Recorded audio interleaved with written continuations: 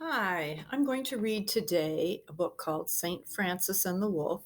St. Francis is the patron saint of animals, and since we've started our animal unit, I thought this would be a good thing to read and get to know St. Francis a little bit better. So there are great pictures. I'm going to read the page and then I'll hold the picture up.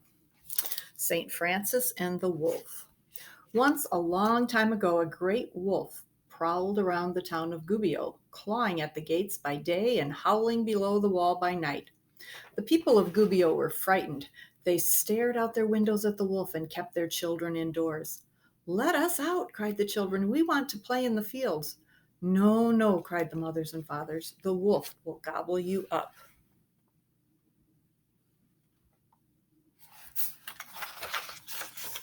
Here he is.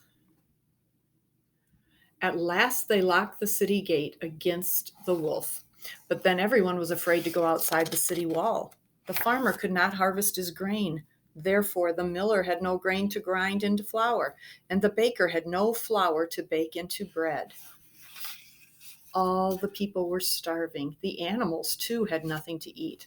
A hungry dog chased a hungry cat. The cat scrambled up on the roof and looked down greedily at the hungry hen.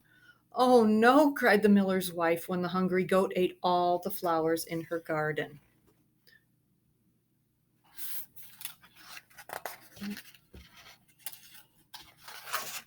But the wolf was hungry too. It licked its chops, dreaming of fat sheep. Get a little closer there. Not far away lived a joyful friar named Brother Francis, who loved the poor people of Assisi so much that he gave them everything he had. Thankfully, they called him Il Poverello, the little poor man of Assisi. Brother Francis also loved the humble beasts of the farmyard and the wild creatures of the forest. Even the birds, people said, gathered around him to sing. You maybe have seen that picture before.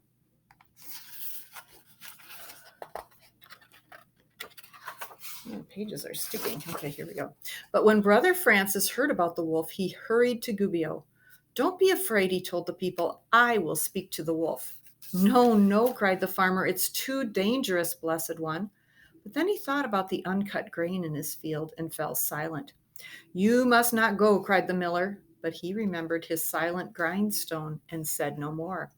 "The wolf will eat you up," warned the baker's wife, holding her baby close in her arms. But the baker thought of his empty oven and said nothing.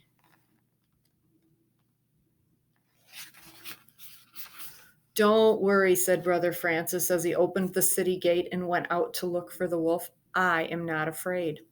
All the people of Gubbio ran to the city wall to see what would happen to Brother Francis. Would he kill the wolf? Would the wolf eat him up? The baker shook his head and whispered, "He's a fool." "No, no," cried the miller. "He is a saint." But the farmer murmured sadly, "Fool or saint, he will surely die."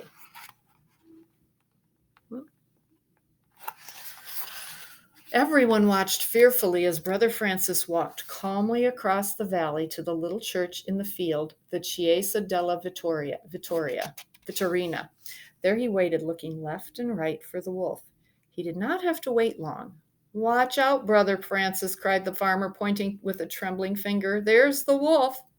The miller groaned and covered his eyes. The baker's wife wept because of the teeth of the wolf were like daggers. She screamed, "Run, blessed one!" But Brother Francis did not run. When the wolf rushed at him and opened its terrible jaws, Brother Francis stood still and held out his hand. "Come here, Brother Wolf," he said softly. At once the wolf stopped in his tracks. As gently as a lamb, it came to Brother Francis and bowed its shaggy head. "Brother Wolf," said Brother Francis, "you have frightened the people of Gubbio. You have become their enemy." The wolf put its tail between its legs as if it were ashamed. "Now, Brother Wolf," said Brother Francis, there must be peace between you and these good people. If you promise to do them no harm, they will feed you as long as you live." The wolf wagged its tail.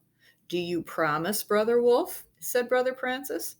the wolf lifted its paw and laid it gently in the hand of Brother Francis. That was its promise. Watching from the city wall, the people of Gubbio rejoiced. Church bells rang and there was dancing in the street. The children laughed, the dogs barked, the cat came down from the rooftop, the rooster crowed, the hen cackled and laid an egg, and the goat licked the petals caught in its beard. Joyfully, the people of Gubbio thanked the little poor man of Assisi for setting them free from the bloodthirsty jaws of the wolf. Brother Francis blessed them and went away. At last, the farmers could reap the grain in their fields. Once again, the grindstone of the miller thundered and ground the grain into flour, and at last the baker fired up his oven and baked the flour into bread. Faithfully, the wolf kept its promise to Brother Francis, and so did the people of Gubbio. From that day on, the wolf was treated as a citizen of the town. It went in and out of the houses to play with the children and to be petted and fed. But after 2 years of friendship between the people of Gubbio and the wild creature of the forest, Brother Wolf died of old age. Everyone mourned.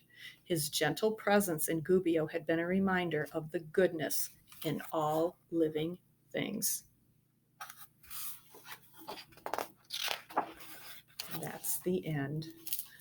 It's a nice story. We can all get along, can't we? There's that wolf.